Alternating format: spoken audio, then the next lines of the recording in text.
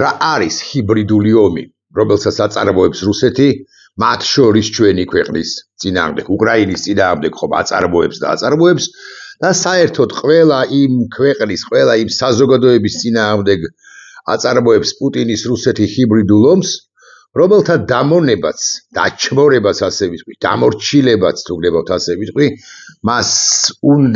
სწადია მისთვის გარდაულად მნიშვნელოვანია, რომ აღადგინოს უფრო უზარმაზარი და ვეება სახელმწიფოა, მაგრამ უფრო დიდი იმპერია შექმნას, გადასწვდეს ეს იმპერია არა დედამიწის მე-7-ს, ახლა როგორც არის წარმოდგენილი მსოფლიო რუკაზე, არამედ დედამიწის მე-6-ს, მე-5-ს, არ ვიცი, ნახევარი უნდა, შეიძლება მთელი დედამიწაც უნდა, ბანდიტ, სისხლის მსმელ, ბავშვების გამტაცებელ პუტინს. ჰიბრიდული ომი რამდენიმე მნიშვნელოვანი, ძალიან ბევრი, მაგრამ რამდენიმე მნიშვნელოვანი ელემენტისაგან შედგება, მათ შორის ჰიბრიდული ომი საქართველოს წინააღმდეგ.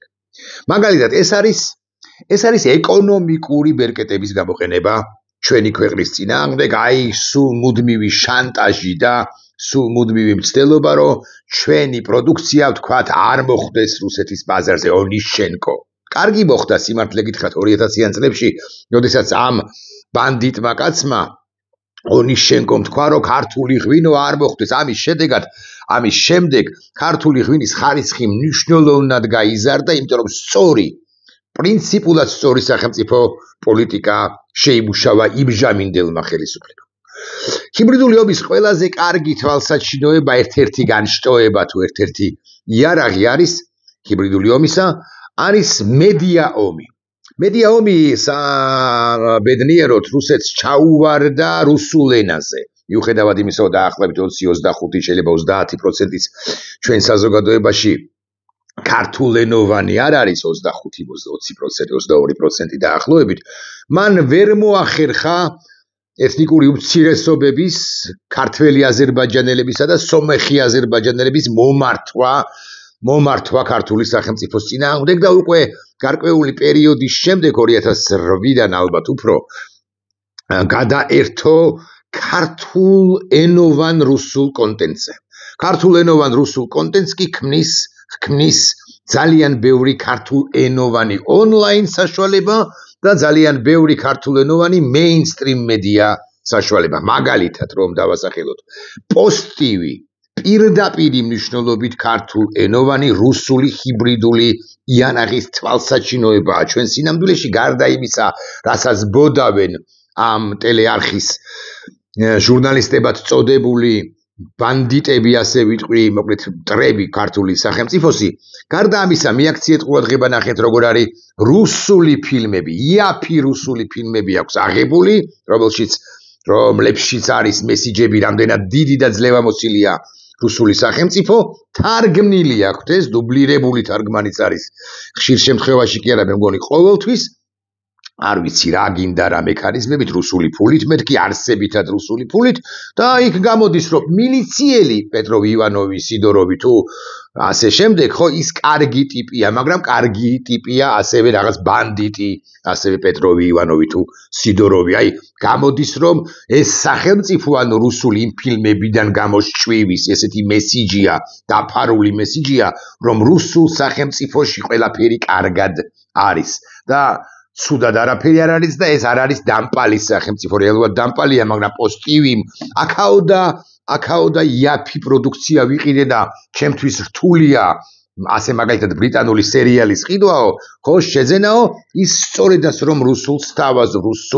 რუსულ მესიჯებიანს სთავაზობს მის მომხმარებელს და ესეც ჰიბრიდული ომის იარაღია, ეს ჰიბრიდული ომი კი წარმოებს ქართული სახელმწიფოს და ქართული სახელმწიფოს ფუნდამენტის, რასაც უნდა დაეყრდოს, დაეფუძნოს ქართული სახელმწიფო ქართული საზოგადოების წინააღმდეგ. ასევე რასაკვირველია ჰიბრიდული ომის თვალსაჩინოებაა, მაგალითად ფსიქოლოგიური ზეწოლა, რომელსაც კვლავ და კვლავ უმრავლეს შემთხვევაში სწორედაც რომ მედია და ქართული ოცნების, როგორც რუსული ძალის ექსპერტებად წოდებულები ავრცელებენ, რუსეთი ძლევამოსილი სახელმწიფოა და ჩვენ არანაირი უნარი არ შეგვწევს, რომ ის დავამარცხოთ მართლაც, ასე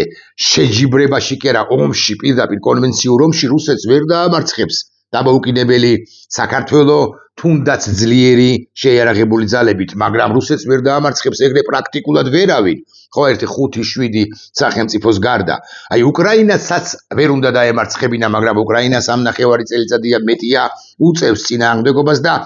რუსეთს უნდოდა რომ კიევში ყოფილიყო, პუტინს უნდოდა რომ კიევში ყოფილიყო 3-5 დღის თავზე 24 თებერვლიდან 2022 წლისა, მაგრამ აგე მართლა ლაბის 4 წელიწადია ვერ შედის ამ კიევში და ვერ ახდენს, ვერ ახერხებს მათ შორის რეჟიმ change, ანუ რეჟიმის შეცვლას, ანუ პროუკრაინული თავრობის პრორუსულით შეცვლას. რატომ? იმიტომ რომ იქ ფსიქოლოგიური ფსიქოლოგიურმა ზეწოლებმა ვერ გაჭრა. იქ მედეგად და ძლიერად დაუხვდა უკრაინელი ხალხი, უკრაინელი ერი, უკრაინული საზოგადოება რუსეთს და თქვა რომ იცი რა არის, შენ ხარ 140 მილიონიანი, მეც ვარ 40 მილიონიანი და მოდი აბა დამიფყარი თუ მაინც და მაინც ძლიერი ხარ და უკლებრივ ყველა შესაძლო არა ეს უტრირებულად ნათქვამია, მაგრამ რასაკვირველია, ყველა არა 100% არა, მაგრამ საზოგადოების მნიშვნელოვანი ნაწილი შეუპირისპირდა რუსეთს. იყვნენ იქ კოლაბორანტები, შეშინებულები, დამფრთხალები, განა არ იყვნენ, მაგრამ საზოგადოებამ თქვა და პირველ ყოვლისა ხელისუფლებამ თქვა, რომ ჩვენ არცად არ მივდივართ კიევს არ ტოვებთ. ჩვენ მაქსიმალურად შეძლების დაგვარად როგორღაც ასე თუ ისე ვუწევთ წინააღმდეგობას და უზარმაზარი მსხვერპლია. ამას ვაღიარებ. ამას არ უარყოფ. უკრაინაში უზარმაზარი მსხვერპლია, მაგრამ მომხდურს გაცილებით მეტი 3-ჯერ მეტი მსხვერპლი ხავს, ანუ ოკუპანტ რუსეთს და თუ უკრაინას უჭირს და უკრაინას უჭირს, რუსეთს უჭირს 1/3 მეთქი ასე ვიტყვი, იმიტომ კი არა რომ ის ვერ იტანს. ხო, ვერ გადაიტანს ამდენ მილიონიან მსხვერპლს დაახლოებით, არა. არამედ იმიტომ რომ in general სტრატეგიულად რუსეთმა რასაკვირველია მარცხი უკვე იწვნია. მაგრამ მე ჩვენ ამაზე არ ვლაპარაკობთ ახლა, მე ამაზე არ ვლაპარაკობ, ჩვენ ვლაპარაკობთ ჰიბრიდულ ომზე, ხო, რა ბერკეტებს არ იყენებს თავისუფლების მოყარე განსაკუთრებით საზოგადოებების წინააღმდეგ რუსეთი, ამა თუ იმ ქვეყანაში საქართველოს მიუხედავად იმისა, რომ მისია თავიდან ბოლომდე მისია ხელისუფლებად წოდებული ბანდა ქართული ოცნებისა, რუსეთისა არუსეთოა, ამის მიუხედავად ქართული საზოგადოების გაუტეხავი საზოგადოების წინააღმდეგ რუსეთი არამც და არამს არ ანელებს ამ ჰიბრიდული ომის ცალკეული ელემენტების, ცალკეული იარაღების გამოყენებას. იცით თქვენ ისევ და ისევ გავამახვილებ ყურადღებას მედია ომზე, ფსიქოლოგიურ ომზე, შანტაჟზე, იმაზე რომ აი ჩვენ ხომ ვერ შევდგებოდით სახელმწიფო რომ არა რუსეთი 19 საუკუნის დასაწყისში რაც არსებითი ტყუილია, ჩვენ მომავალი არ აგვაქვს, იმიტომ რომ ეს ძლიერი და ძლევამოსილი სახელმწიფოა მის გარეშე, ის მართლმადიდებელი სახელმწიფოა, ამაზე გამახსენდა. ჩვენ ვერ გვიმტკიცებენ და ვერ დაგვიმტკიცებენ, ცხადია, ვერც ვერასოდეს ჩვენ სხვა ეთნოსი ვართ, ხო? ვერ დაგვიმტკიცებენ, რომ ჩვენ ერთიერი ვართ. აი უკრაინელებს ჭყალებში ისიც რასაკვირველია უმტკიცებენ ამას, აი თქვენ სლავები ხართ, ჩვენ სლავები ვართ. თქვენ მართლმადიდებლები ხართ, ჩვენც მართლმადიდებლები ვართ, ეუბნებიან, ჩვენც გვეუბნებიან ამ უკანასკნელს, რასაკვირველია, მაგრამ ერთი ერის, ერთი ეთნოსის ხალხი ვართ, ამას ჩვენ ვერც გვიბედავენ, შეუძლებელია, ხო, ანუ აბსურდსაც აქვს რაღაც ზღვარი, ამას ვერ გვეტყვიან ჩვენ ქართველებს, სხვა ხალხს, სხვა ჯიშის ხალხს, ესე რომ ამბობ. მაგრამ დასამტკიცებელია, აუცილებლად დასამტკიცებელია, რომ ჩვენ გვაქვს სამსაუკუნოვანი მეგობრობა, რაც ტყუილია. ოთარ ჭილაძე ამბობს, დიდი მწერალი, უზარმაზარი მასშტაბის მწერალი ოთარ ჭილაძე ამბობს, რომ 5 წუთიცო თუ არ ვჩნდები, არ ყოფილა ამ 2 საუკუნის, 2.5 საუკუნის განმავლობაში ჩვენსა და რუსებს შორის მეგობრული ურთიერთობა. დიახ, გადიოდა 10 წლეულებიც კი, როდესაც შეიძლება ჯანყი საქართველოში არ ყოფილიყო, შეიძლება არ ყოფილიყო პროტესტი, არც მეფის რუსეთის დროს, არც უკვე კომუნისტების დროს, არც პოსტკომუნისტურ პერიოდში. ხო, შეიძლება იყო რაღაცა პერიოდი, როდესაც აი ბიზნეს ეპოქა თუ ბიზნეს პერიოდი ასეთია, ჩვენ არ ვუხტებით, არ ვეწინააღმდეგებით რუსეთს. ესეთი იყო მე-19 საუკუნეში, მაგრამ ქართველი ხალხი და განსაკუთრებით მისი ის უმცირესობა, რომელიც ქმნიდა ისტორიას, მიდიოდა რუსეთის წინააღმდეგ და ქმნიდა იდენტობას, ჩორკნიდა, ძერწავდა იდენტობას, კარგად ხსნი. მე არა ვარ დარწმუნებული, რომ კარგად ხსნი, მაგრამ ვისაც ყური აქვს ისმინოს, აი ასე უნდა ვთქვა ახლა. ახლა რაც შეეხება ერთ დეტალს, აი რუსები ცდილობენ იმის დამტკიცებას, რომ ჩვენ საერთო კულტურა გვაქვს და მათ ძალიან უყვართ საქართველო. ამას პუტინი არ ამბობს, არა, პუტინსაც შესაძლოა უთქვამს მედვედევს თუ სხვა ლოცს თუ სხვა შლექს თუ სხვა ავადმყოფს თუ სხვა იმპერიალისტს თუ სხვა დერჟავისს, მაგრამ რიგით რუსებსაც უყვართ საქართველო, ქართველი ხალხი განა არა. და არა მარტო ხინკალი, არა მარტო ღვინო, არა მარტო ჩაქაფული ელარჯი თუ არ ვიცი კიდე რომელიმე კერძი თუ რომელიმე სასმელი, მეტი სასმელი და უნდა გაგვახსენდეს ღვინის გარდა, როცა საქართველოსზე ვლაპარაკობთ, დიახ, არა მარტო მთავარი რაჭა, აჭარა თუ ასე შემდეგ და ასე შემდეგ, არამედ უყვართ ქართველი ხალხიც. ამის დამტკიცებას ცდილობენ და ეს ბოლო ხანები ერთ ტრენდს მიაქცევდით თქვენს ყურადღებას და მივაქციე მეც ყურადღება ერთ ტრენდს და ახლა მე ერთ-ერთ მათგანს, აი TikTok-ზეა. TikTok-ი ხო ძალიან პოპულარულია ჩვენთან, Facebook-ია ყველაზე პოპულარული, მაგრამ TikTok-იც ნელ-ნელა ვითარდება, კი რა, ნელა უფრო პოპულარული ეწევაო, ესეც ამბობენ Facebook-ს, აი Twitter-ი ვერ დაეწევა ჩვენთან სამწუხაროდ, ხოლო Facebook-ს TikTok-ი შეიძლება დაეწიოს კიდეც იქ მოკლე ვიდეოებია და სადა გვაქვს აბა საიმისო დრო რომ 2 საათიანი ვიდეო ვნახოთ ან ტაბლიაშვილს აგე 12 წუთია რომ ლაპარაკობს იმას უსპიდოთ ცხადია არა გაქვთ ეს დრო ამიტომ TikTok-ზე რაც კი გავრცელდება ხოლმე შორტები მოკლე ვიდეოები ის ვინც ის და იქნება უფრო პოპულარულია და სწორედ TikTok-ზე ბოლო ხანებია აბსოლუტურად მიზანმიმართულად სწორედ TikTok-ზე თუმცა შესაძლოა სხვა სოციალურ ქსელებშიც რუსები მრავალ წერტილი დავსვათ აქ და რუსი გოგოები, ბოდიშს ვიხდი ასე ვიტყვი, რუსი ნაშები. აი შესახედავად წუნს რომ ვერ დაუდებ, თითქოს დაუდებ, განა არა, მაგრამ აი ყველა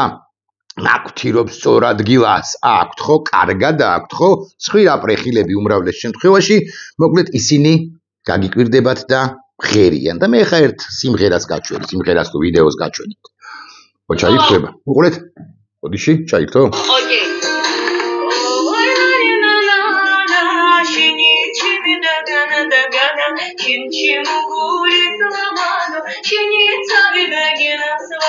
არ დამთავრდება კაც.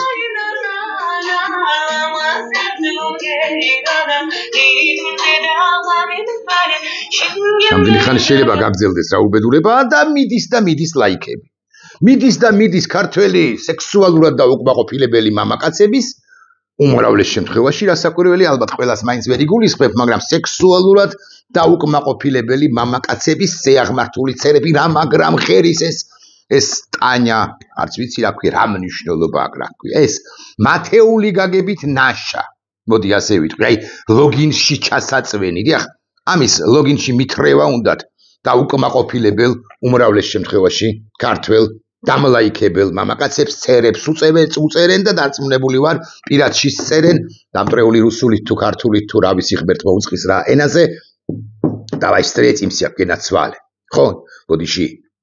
ესე უნდა თქვა ჩუკენობა ეს ყველაფერი და დაუკმაყოფილებელთა ჩუკენობა მაგრამ მე ამაზე ხა ტანიაზე პირობით სახელი ცხადია თუ რას ქვია ამ გოგოზე არ ვამახვიდებ ყურადღებას ეს გოგო ჩემთვის აბსოლუტურად დარწმუნებული ვარ ამაში ისევე როგორც მისი 1000-ობით თუ 1000-ობით კოლეგა ბოდიში მეორეც ამაქვს აქ ეს არის უყურეთ მეორე იგივე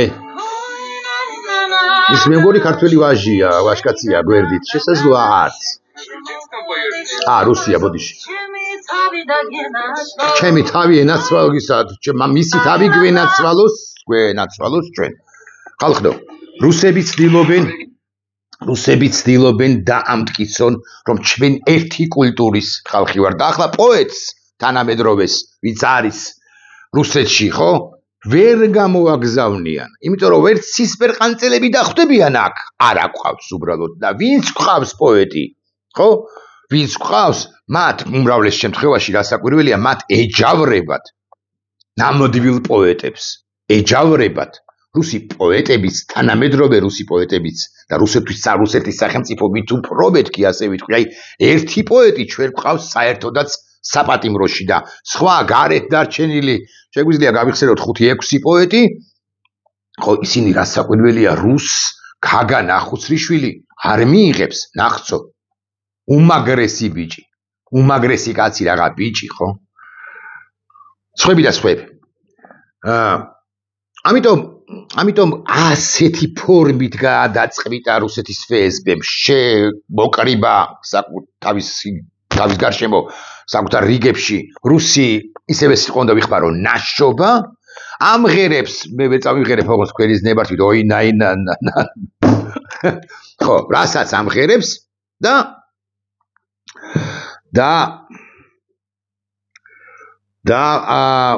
გვიმტკიცებს ჭყალებში რომ ჩვენ ერთ ისე ვუყვარ ვართ რუსებს რომ მათ გარეშე ამერიკელები მღერიან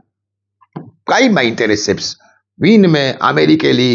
ამავე ასაკის ახალგაზრდა გოგო ევროპელი ღერის თუ არა ამას იტყვის რომელიმე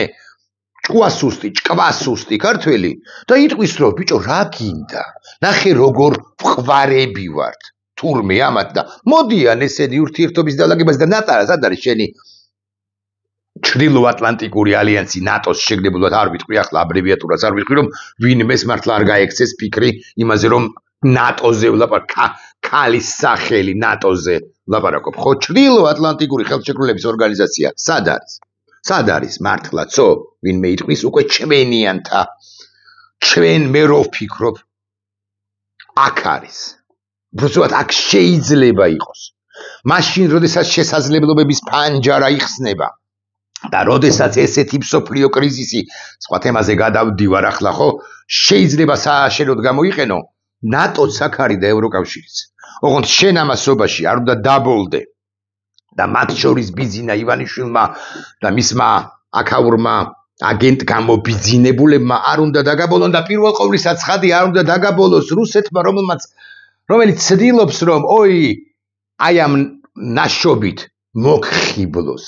და გითხრას რომ აი ჩვენ ერთი კულტურის ხალხი ვართ პრავასლავები ხო ვართ მართლმადიდებლები ისე მათი პრავასლავობა რა ვთქვი ისინი სწორედაც რომ ყველაზე უფრო ანტიქრისტეები არიან და აღარ ვლაპარაკობ აღარ გავიხსენებ აღარ ვილაპარაკებ ასე მაგალითად იმაზე როგორ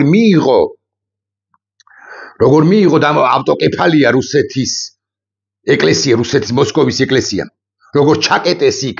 გამოამწყდიეს სოფლიო პატრიარქი და ასე შემდეგ ეხა ეგ ძალიან დიდი ხნის ისტორიაა საუკუნეების დიდი ხნის წინანდელი ისტორიაა საუკუნეების წინანდელი მაგრამ რა აბოლებს ქართველ გრუზინს მოსკოვი და 37 მანეთად ვერ გავფრინდებით ვეღარ გაფრინდებიან მაგრამ უკასრავად ესეთი რუსული სიტყვის ზატო ესენი აქ ჩაბოდიან ზატო აქ შეიძლება სექსუალური ვნებების დაკმაყოფილება ოღონდ მე უნდა წახვიდეთ რა საკვირველია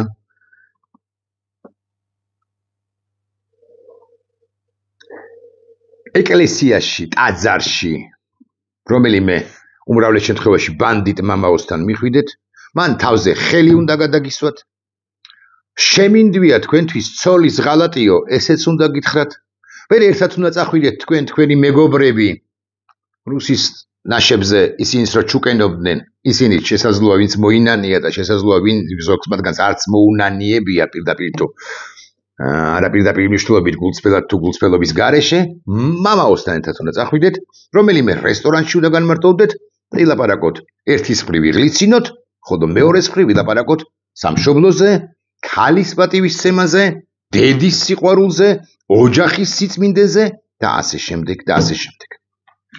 ეს არის წარი რეალობა ხა დანარჩენი ქართული ოცნების მომხრე გვერდებს და მათ მესვეურებს რუსებს ანუ მიმართავ მოჭერით მიჭერით მიმონტაჟების გარეშე დაწერეთ რომ ირაკლი ტაბლიაშვილი გაგიჟდა ირაკლი ტაბლიაშვილი არ გაგიჟდა ირაკლი ტაბლიაშვილი ლაპარაკობს გაუბედავ და ვიტყვი ასე ამ შემთხვევაშიც სიმართლეს ხისტად და ეს ყველაფერი არის რუსეთის და რუსეთის აქაური აგენტურის ბიზინა ივანიშვილის თავკაცობით ბრალი ნახვამდის